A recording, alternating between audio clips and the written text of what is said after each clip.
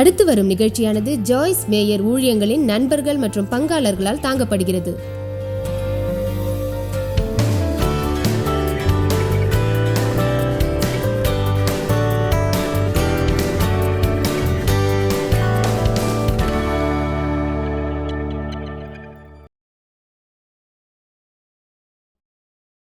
மத்தேயு 22:37 வசனத்தின் தொடக்கத்தை நாம் பார்ப்போம். ஏனென்றால் எப்படி நீங்கள் பிறரை நேசிக்க வேண்டும், மிக அக்கறையோடு இருந்து வெளியே சென்று அதை எப்படி முயற்சிக்க வேண்டும் என்று இந்த நாள் முழுவதும் என்னால் பேச முடியும். ஒரு விஷயம் உங்களிடம் நான் சொல்கிறேன், உங்களை நீங்கள் நேசிக்காவிட்டால் பிறரையும் உங்களால் நேசிக்க முடியாது.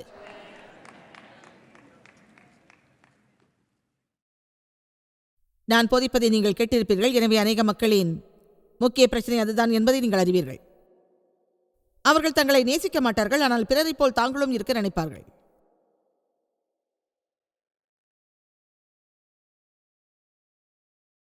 வசனம் 36 நாம் தொடங்குவோம். போதகரே, நியாய விதிகளிலே எந்த கற்பனை முதன்மையானது என்றான். இதில் முக்கிய விஷயம் என்னவென்றால், மிகுந்த வலிமையும் இந்த உலகத்தில் மிக முக்கியமானவர் என்று மற்றவர்களால் போற்றப்படுபவராகிய இயேசு அவனை நோக்கி, உன் தேவனாகிய கர்த்தரிடத்தில் உன் முழு இருதயத்தோடும் முழு ஆத்மாவோடும் உன் முழு மனதோடும் அன்பு கூறுவாயாக என்றார். இது முதலாம் மேன்மையான கற்பனை. நாம் செய்ய வேண்டியது அனைத்திலும் நாம் தேவனை நேசிப்போம். இதுதான் நியாய விதிகளிலே மகத்தானதும் முக்கியமானதுமாகும். அதைப்போல் அடுத்ததாக ஒன்றும் உள்ளது. உன்னிடத்தில் நீ அன்பு கூறுவது போல அயலான் இடத்திலும் அன்பு கூறுவாயாக. இவ்விரண்டு கற்பனைகளிலும் நியாயப்பிரமாணம் முழுவதும் தீர்க்க தரிசனங்கள் முழுவதும் அடங்கி இருக்கிறது. அவர் சொல்லியதிலேயே சிறந்த விஷயம், இதை நீங்கள் செய்தால் எல்லா காரியங்களும் உங்களுக்கு கைகூடும் என்பதாகும். தீர்க்கதரிசிகள் கூறியுள்ள எல்லா காரியங்களும் உங்கள் வாழ்வில் முழுமையாக நிகழும். பிறரிடம் அன்பு செலுத்தினால் உங்களுக்கு எல்லா காரியங்களும் உறுதியாக கைகூடும். நான் தெய்வீக பாடல்கள் எழுதியுள்ளேன். அந்த 365 பாடல்களும் லவ் அவுட் லவுட். அதில் உள்ள எல்லா விஷயங்களும் தேவனை நேசிப்பது, உங்களை நேசிப்பது, பிறரை நேசிப்பதாகும். நீங்கள் கேட்கலாம், அதை படிக்க எனக்கு 1 வருடம் தேவைப்படுமா என்று. 5 அல்லது 10 வருடம் கூட தேவைப்படலாம். அது நம்மை பொறுத்தது. ஒரு பிரசங்கத்தை கேட்டதும் அதை நாம் அறிந்ததாக நினைக்கிறோம், ஆனால் அதை நாம் செய்யும் வரை எதுவுமே நிகழாது. தேவனை நேசிப்போம், நம்மை நாம் நேசிப்போம், பிறரையும் நேசிப்போம். தேவனை நேசிப்போம், நம்மை நாம் நேசிப்போம், பிறரையும் நேசிப்போம். பிறகு தேவன் நம்மை நேசிப்பார். அந்த அன்பு உங்களிடமிருந்து தேவனுக்கு வெளிப்பட வேண்டும். அவரை முதலில் ஆராதிப்போம். நம்மை உரிய முறையில் நாம் நேசிப்போம். அவர் நம்மை படைத்தவர், நம்மை நேசிப்பவர். உங்கள் வாழ்விற்குரிய காரணம் அவரிடம் உள்ளது. நீங்கள் செய்யும் எல்லாவற்றையும் சரியாக செய்ய முடியாது. முதலில் நீங்கள் யார் என்று அறிந்து உங்களை நேசியுங்கள். என்னை நான் நேசிக்கிறேன். இதை கேட்டதுக்கு அப்புறமா நீங்க மௌனமா இருக்கீங்க. இதுக்கு கை தட்டலாமா வேணாமா? மக்கள் என்ன நினைக்கிறார்கள் என்று அறிவதற்காகவே இதை நான் காரணத்தோடு பேசுகிறேன். மக்கள் நினைக்கிறார்கள் நம்மை நாம் நேசிக்க கூடாது என்று. நம்மை நாம் வெறுக்க வேண்டும், நமக்கு எதிராக நாம் இருக்க வேண்டும், மரியாதை என்று இருக்க வேண்டும், நம்மை விரும்பக்கூடாது என்று வேதத்தில் ஏதாவது ஒரு இடத்தில் இருப்பதாக நீங்கள் சொல்ல முடியுமா?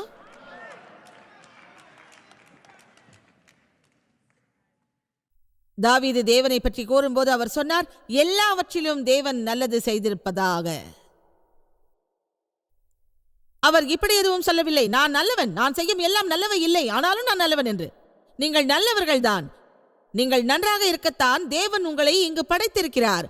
உங்கள் ஈவு பற்றியும் கனியின் வளர்ச்சி பற்றியும் இனி நீங்கள் மறந்து விடுங்கள். நீங்க எதிர்பார்த்ததை விட நல்லா போதிக்கிறேன் போல் இருக்கு.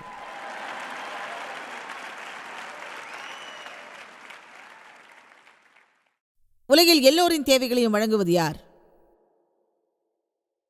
நீங்கள் வெளியே சென்று உங்களுக்காக காத்திருப்பவரை ஆதரியுங்கள். உங்களுடைய தலைமுடி நல்லா இருக்கு, உங்கள் நிறம் சூப்பராக இருக்கு என்பது ஆதரவல்ல. மெதுவாக செயல்படும் ஒருவரை பாருங்கள். அவர் நீங்கள் வரும் வரை உங்களுக்காக காத்திருக்க மாட்டார். நான் பொறுமையை பற்றி போதிக்கும் இந்த வேளையில் அதை பாதுகாத்து வைப்போம்.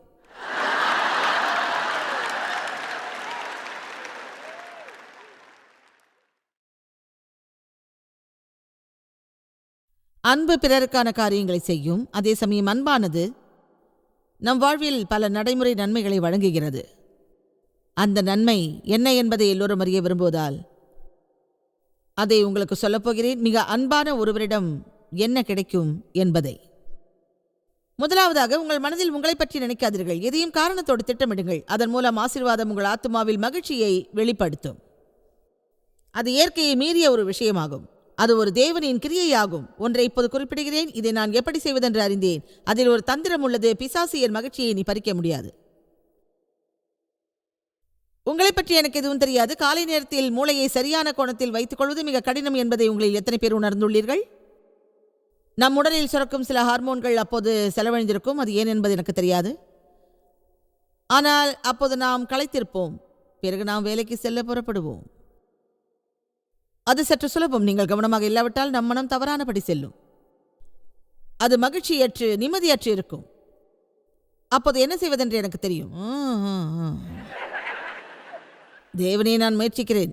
இன்று நான் யாருக்கு ஆசீர்வாதமாக இருப்பேன் என்று நீர் முதலில் எனக்கு அறிவீர். இப்போது நான் மைக்குடன் இருக்கிறேன், பெண்ணியுடன் இருக்கிறேன், தேவுடன் இருக்கிறேன், இங்கிருக்கிறேன், அங்கிருக்கிறேன். அது நீர் எனக்கு அறிவியும். இந்த மக்களில் யாருக்கு ஆசீர்வாதம் தேவை என்று எனக்கு சொல்லும். என்னிடம் இருப்பது எதை நான் அவர்களுக்கு கொடுப்பது? அவர்களை எப்படி ஆதரிப்பேன்? எப்படி அவர்களுக்கு ஆசீர்வாதமாக இருப்பேன்? உங்களிடம் உண்மையாக நேர்மையாக சொல்கிறேன். அதை நான் மிகைப்படுத்தி பேசவில்லை. அதை நான் உடல் ரீதியாக உணர்கின்றேன்.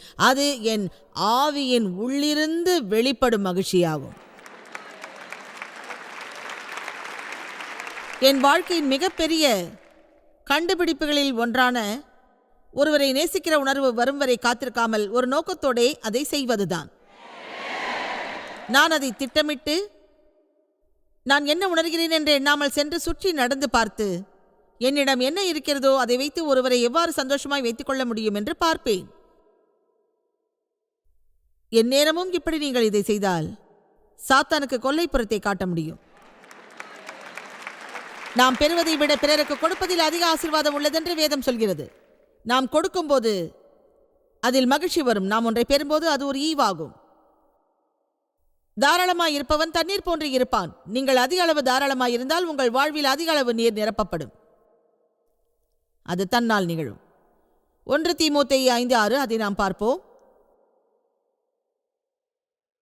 நீங்கள் அப்ப நல்லா இருக்கீங்களா?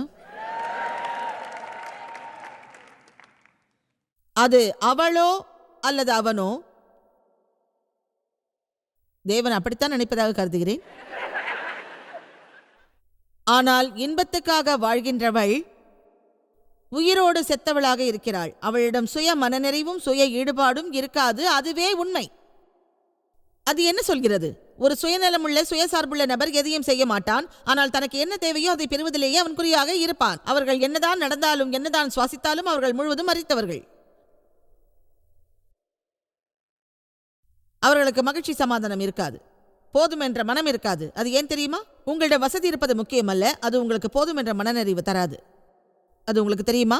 உங்கள் ஜெபப்பட்டியலில் உங்களுக்கு மேலும் ஒன்று கிடைத்தால்தான் அது உங்களுக்கு மகிழ்ச்சியாக இருக்கும் என்று நினைப்பீர்கள். என்னை நம்புங்கள், அது சரியானதல்ல. அது சிறிது நேரம் மட்டுமோ, சில நாட்கள் மட்டுமோ, ஒரு வாரமோ 2 வாரமோ இருக்கும். பிறகு அது வேறு மாதிரியாகவும் வேறு விதமாகவும் வேறு மாதிரியாகவும் இருக்கும். தேவன் ஒருவரால் மட்டுமே நம்மை திருப்திப்படுத்தி அவர் வழியில் நம்மை வழிநடத்த முடியும். இப்போது வேதத்தில் உள்ள சாலமோனை பற்றி ஒரு நிமிடம் பார்ப்போம். ஏனென்றால் அவரிடம் ஒரு பெரிய பிரச்சனை இருந்தது. இப்போது அந்த பிரச்சனையின் காரணம் என்னவென்று நாம் பார்ப்போம். எது நடந்தாலும் அவரிடம் மகிழ்ச்சி இல்லை. எல்லாமே பயனற்று இருந்தது. எல்லாவற்றிலும் பெருமை இருந்தது. அது எல்லாமே முன்புதான் இருந்தது. அதில் எந்த மாற்றமும் இல்லை இல்லை இல்லை. பிரசங்கி 2 வசனம் 3 முதல் 11 பார்ப்போம். நீங்கள் கோபமான கிறிஸ்தவரில் ஒருவராக இருந்தால் இதை உங்கள் வேதத்தில் குறியுங்கள். உங்கள் பேனாவை இடுங்கள். முக்கியமாக உங்கள் விரிவாக்க வேதத்தில் உள்ள விளக்கத்தை பாருங்கள். அதில் சிலவற்றை நான் சொல்கிறேன். அதை உங்களுக்கு திரையில் காட்டுகிறோம். நான் என் சரீரத்தை மதுபானத்தால் சீராட்டிக் கொண்டிருக்கவும் மதியனத்தை பற்றி கொண்டிருக்கவும் என் உள்ளத்தில் முயன்றேன். நான் நினைக்கிறேன் அவன் எவ்வளவு குடிக்க முடியும், அதனால் மகிழ்ச்சி அடைய முடியும் என்று கணக்கெடுத்தான். ஆனால் அவன் போதையில் மூழ்கவில்லை. அவன் என்ன சொல்ல முயற்சித்தான் என்பது எனக்கு புரிகிறது. அதுதான் அதில் உள்ள ஒரே ஒரு அர்த்தமாகும். அதை நாம் ஒதுக்கிவிட்டு மேலே செல்வோம். மனுஷகுமாரர் வானத்தின் கீழெங்கும் தங்கள் வாழ்நாளில் எல்லாம் இது நல்லது என்று நான் பார்க்கும் வரை எப்படி நடத்த வேண்டும் என்று பின்பற்ற விரும்புகிறேன். நான் பெரிய பணிகளை செய்தேன். எனக்காக வீடுகளை கட்டினேன், திராட்சை தோட்டங்களை நாட்டினேன், எனக்காக தோட்டங்களையும் நந்தவனங்களையும் உண்டாக்கி அவைகளில் சகல வகை கனிமரங்களையும் நாட்டினேன். மரங்கள் பயிராகும் தோப்புக்கு நீர் பாய்ச்சுவதற்காக குளங்களை நான் புதியதாக உண்டு பண்ணினேன். வேலைக்காரரையும் வேலைக்காரிகளையும் வாங்கினேன். வீட்டில் பிறந்த வேலைக்காரர்களும் மற்றும் திரளான ஆஸ்திகளும் எனக்கென்று இருந்தது. யாராவது நான் சொல்வதை கேட்கிறீர்களா? எனக்கு முன்பிருந்ததை விட ஆடு மாடு முதலான திரண்ட செல்வங்கள் எனக்கு இருந்தது. அவன் சொன்னான், என்னிடம் எல்லாமே இருந்துச்சு, நான் அதை செஞ்சேன், அதை நான் அடைஞ்சேன். அவன் சொல்லியதில் உள்ள பிரச்சனை என்னவென்றால் அவன் தனக்காக அதை செய்தான். நான் வெள்ளியையும் தங்கத்தையும் அரச செல்வத்தையும் மாநிலங்களில் உள்ள பொருட்களையும் சேகரித்தேன். சங்கீதக்காரரையும் சங்கீதக்காரிகளையும் மனிதனுக்கு இன்பமான பலவித வாத்தியங்களையும் சம்பாதித்தேன். அவன் மிகவும் விவரமான ஒருவன். ஒரு பெண் மட்டும் தன்னை சந்தோஷப்படுத்த முடியாது, பல பெண்கள் அதற்கு தேவை என்று நினைத்தான். இனி அந்த செய்தியை பார்ப்போம்.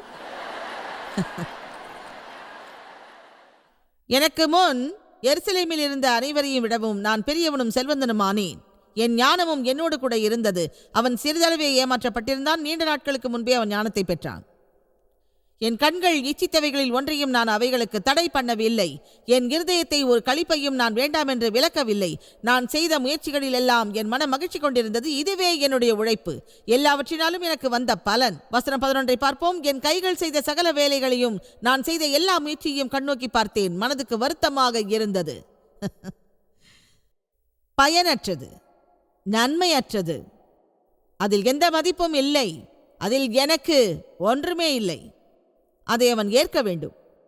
ஆனால் அவனுக்கு அதில் திருப்தி இல்லை. அவனிடம் போதுமான பணம் இருந்தது, தேவையான பெண்கள் இருந்தார்கள், எல்லா இன்பமும் இருந்தது, வீடுகள் இருந்தன, வெள்ளி இருந்தது, தங்கம் இருந்தது, கௌரவம் இருந்தது, அதிகாரம் இருந்தது. அப்போதும் அதற்கு மேல் ஏன் அவனுக்கு மகிழ்ச்சி இல்லை? ஏனென்றால் அவன் எல்லாவற்றையும் தனக்காக செய்தான்.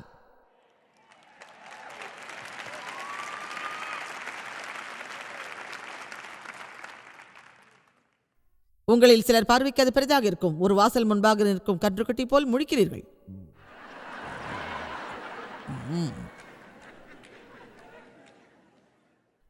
உங்களிடம் ஒரு விஷயம் சொல்கிறேன். கடந்த 30 ஆண்டுகளில் தேவனிடமிருந்து நான் விரும்பியதை எப்படி எல்லாம் பெறுவது என்பதை பற்றி அதிகமாக போதித்துள்ளோம். இதுதான் நாம் முன்னேறியதை தெரிவிப்பதற்கான நேரம். தேவனே, உமக்காக நான் என்ன செய்ய வேண்டும்?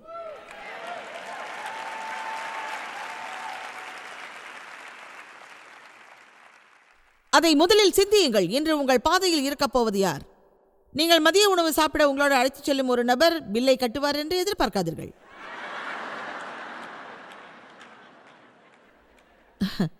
நீங்கள் பணத்தோடு வெளியே சென்று யாராவது ஒருவருக்கு ஆசீர்வாதமாயிருங்கள். ஆனால் சர்வருக்கு குறைந்த அளவு டிப்ஸ் கொடுக்காதீர்கள்.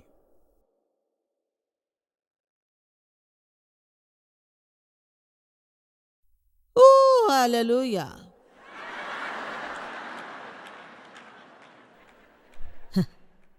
அன்போடு இருப்பது நம்பிக்கையை தரும். அது நிச்சயம் அதை செய்யும். 1 யோவான் 3:16. இதன் மூலம் இப்போது நாம் அறிந்து கொள்வது, எதையும் உணர்ந்து புரிந்து கொள்வோம், அது அன்பாகும். தேவன் அதை நமக்கு வழங்கியுள்ளார், தமது உயிரை கொடுத்துள்ளார். நாமும் சகோதரருக்காக உயிரை கொடுக்க கடன்பட்டிருக்கிறோம் அவரைப் போல. அதன் அர்த்தம் பிறருக்காக தியாகம் செய்தல் ஆகும். ஒருவன் உலக செல்வம் உடையவனாக இருந்து வாழ்வதற்கான எல்லா ஆதாரங்களும் இருந்து தன் சகோதரனுக்கு தேவை உண்டு என்று கண்டும் அவன் மீது இரக்கம் கொள்ளாமல் இருக்கலாமா? நம் இருதயத்தில் இரக்கம் உள்ளது, ஆனால் நாம் விரும்பும் போது பிறருக்கு அதை வழங்க மாட்டோம். எனக்குள்ள ஆச்சரியம், அநேக மக்கள் திருச்சபை சேவையில் இருக்கிறார்கள் அல்லது ஒரு டிவி நிகழ்ச்சியை பார்க்கிறார்கள். சிலர் ஏழைகளுக்கு உதவ நிதியுதவி கேட்பதை அறிந்துள்ளோம். அதற்கான நிதியை பெறுவதும் அதை வழங்குவதும் தேவனிடமிருந்து நமக்கு வழங்கப்படும் ஈவாகும். நாம் சொல்வோம், நான் பிறருக்கு உதவ விரும்புகிறேன். ஆனால் பிசாசு சொல்வான், இன்னொரு போதகர் உங்கள் பணத்தை பெற முயற்சிக்கிறார் என்று.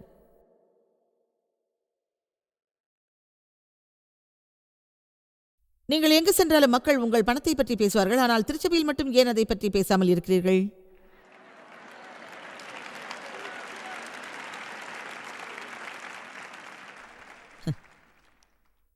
அதை மறந்துட்டு நம்ம பேசுவோம்.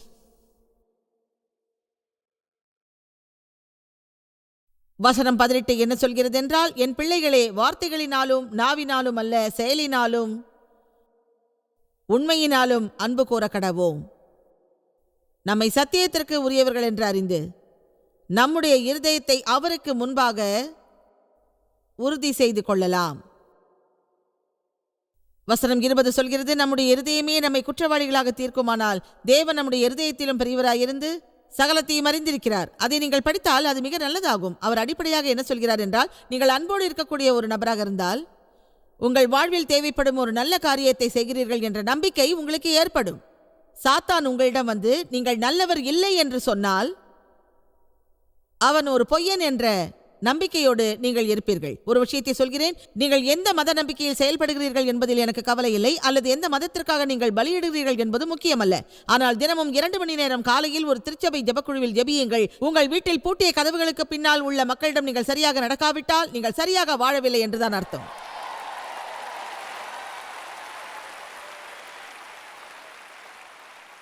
ஒரு கிறிஸ்தவராக பல ஆண்டுகள் நான் மிகுந்த குற்ற உணர்வோடும் பழிக்கு ஆளாகியும் அவதிப்பட்டுள்ளேன்.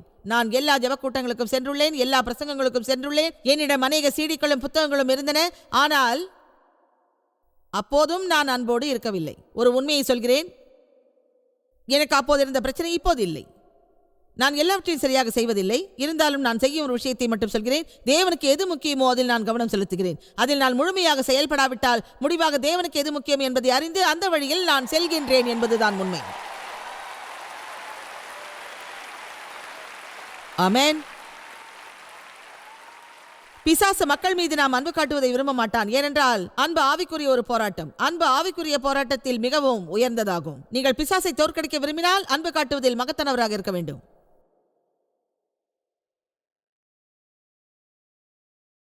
நான் உங்களை 20 இடங்களுக்கு அழைத்துச் சென்று அதை நிரூபிக்க முடியும், ஆனால் அதற்கு நேரமில்லை. பிறர் மீது நாம் அன்பு காட்டுவதை பிசாசு வெறுப்பான். இது போன்ற போதனைகளை வெறுப்பான். தேவனுக்கு முக்கியமானவை மீது நாம் அக்கறை காட்டுவதை அவன் நிச்சயம் வெறுப்பான். உங்களுக்கு தேவையானவை மீது நீங்கள் அக்கறை காட்டுவதையும் உங்கள் வழியில் நடப்பதையும் மட்டுமே அவன் விரும்புவான். எனவே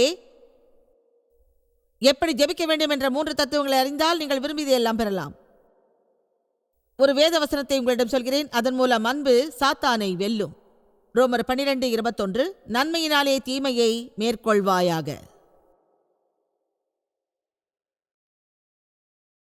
15 ஆண்டுகள் என்னோடு தகாத உறவு கொண்ட என் தந்தையை முழுவதுமாக நான் மன்னித்தேன்.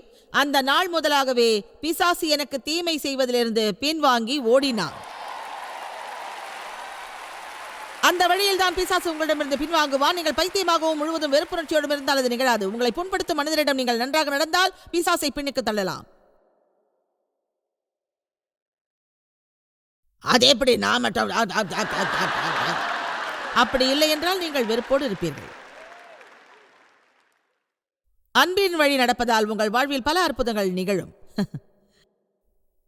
உங்களை சுற்றி உள்ளவர்களிடம் அன்பு செலுத்துங்கள். மற்றவர்கள் வளரவும் அவர்கள் தங்களை பற்றி மேன்மையாக நினைக்கவும் நீங்கள் உதவினால் எல்லோரும் உங்களை குறித்து மகிழ்ந்து உங்களை நேசிப்பார்கள். அன்பில்லாமல் உங்கள் விசுவாசம் வேலை செய்யாது. பிறர் மீது நீங்கள் கோபமாக இருக்கும்போது ஜெபிப்பதில் அர்த்தமே இருக்காது. வேதம் சொல்கிறது, விசுவாசமாக ஜெபத்தை நீங்கள் ஜெபிக்க வேண்டும். நீங்கள் யாருக்காவது எதிராக இருந்தால் அதை நீங்கள் விட்டு விடுங்கள். பிறகு பரலோகத்தில் இருக்கும் பிதா உங்களை நிச்சயம் மன்னிப்பார், உங்கள் ஜெபங்களுக்கு விடை அளிப்பார். பிறர் மீது நீங்கள் வெறுப்பாக இருந்து ஜெபித்தால் அதில் நல்லது நிகழாது. வேதம் ஒரு மனிதனுக்கு சொல்கிறது, உன் மனைவியை நீ நன்றாக நடத்தாவிட்டால் உங்கள் ஜெபங்கள் பாதிக்கப்படும். புரிகிறதா? பொண்டாட்டி நல்லா பார்த்துக்குங்க.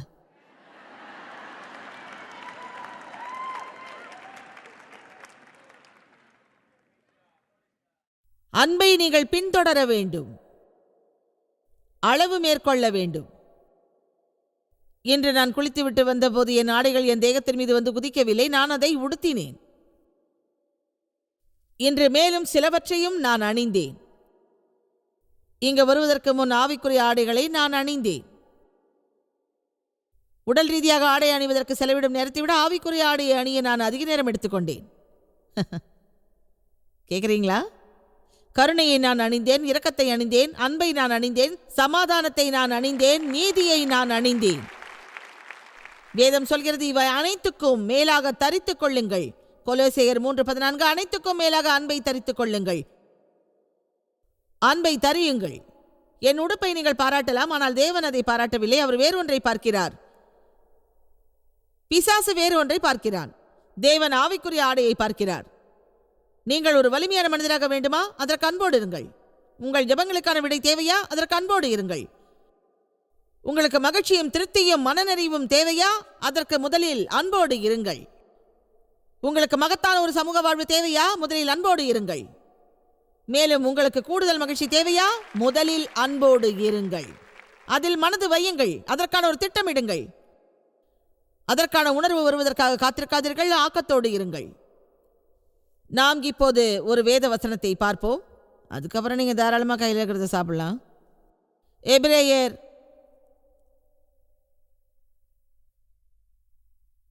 அதிகாரம் 12ன்னு நினைக்கிறேன். அதில் எல்லா நல்ல விஷயங்களும் இருக்கு. ஓ மை காட், இன்னொரு நேரத்தில் அதை பார்ப்போம். சரியா? எபிரேயர் 10:24 அது எப்போதும் நம்மிடம் உள்ளதுதான். உங்களில் எவ்வளவு பேர் பொறுமை பற்றி நான் போதிப்பதை நல்லது என்கிறீர்கள்? நீங்கள் ஒரு கோழையாக மட்டும் வீட்டில் இருக்காதீர்கள்.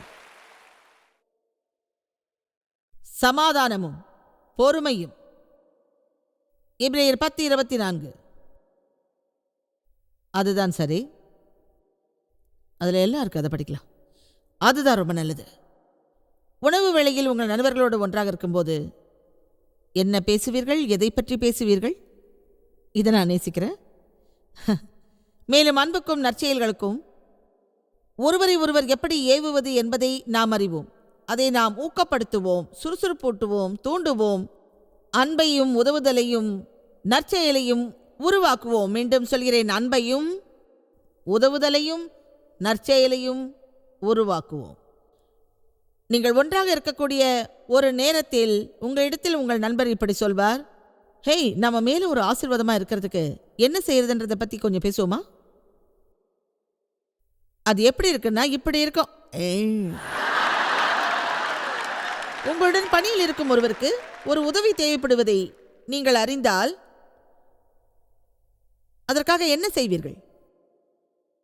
தனியாக வாழும் தாய், கணவனை பிரிந்தவள், சென்ற மாத வாடகை அவளால் கட்ட முடியவில்லை. உடனே உங்களோடு கூட மேலும் 6 அல்லது 7 மக்களை சேர்த்துக் கொண்டு கேட்பீர்கள், நாங்கள் எல்லாரும் பணம் திரட்டி அவளுக்கு உதவலாமா அப்படின்னு. உங்களில் யாராவது ஒரு நல்ல தொடக்கத்திற்கு உதவலாமே. நீங்கள் ஒரு தலைவராக வேண்டுமா? தலைமை ஏற்க இது ஒரு நல்ல வழி. ரகசியமாக வழங்கும் ஒரு குழு அமைத்து அதற்கு நீங்கள் தலைவராக இருங்கள். ஆமென். நீங்கள் தேவனின் தூதுவராக இருங்கள். தினமும் வெளியே சென்று பாருங்கள். சில மக்களை சந்தித்து அவர்களிடம் சொல்லுங்கள், இந்த நபருக்கு நான் உதவ விரும்புகிறேன், ஆனால் அவருக்கு உதவ போதிய பணம் என்கிட்ட இல்லை. நீங்கள் உதவினா அவருக்கு நான் உதவுவேன். அப்படி கேளுங்கள். நீங்கள் அதில் அக்கறையோடு இருந்தால் இன்றைய மகிழ்ச்சி அடைவீர்கள். நீங்கள் அக்கறையோடு இல்லாவிட்டால் உங்களுக்கு ஏமாற்றமே ஏற்படும்.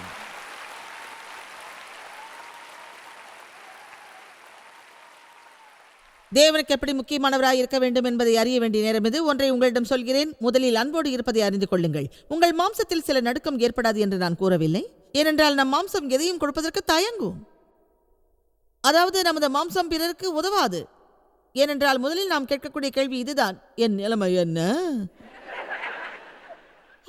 இங்க எனக்கு உதவி செய்யக்கூடியவங்க யாராவது இருக்கீங்களா? அது நடக்கிறது எப்போ? நான் ஒரு ரோபோ இல்லை, இல்லை, இல்லை, இல்லை, இல்லை. நான் ரோபோவாக இருக்க மாட்டேன். இல்லை.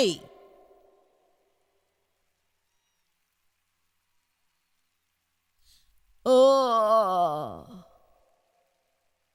என்னை பற்றி என்ன? என்னை பற்றி என்ன? என்னை பற்றி என்ன? என்னை பற்றி என்ன? என்னை பற்றி என்ன? என்னை பற்றி என்ன? என்னை பற்றி என்ன? எல்லோரும் எழுந்து நில்லுங்கள்.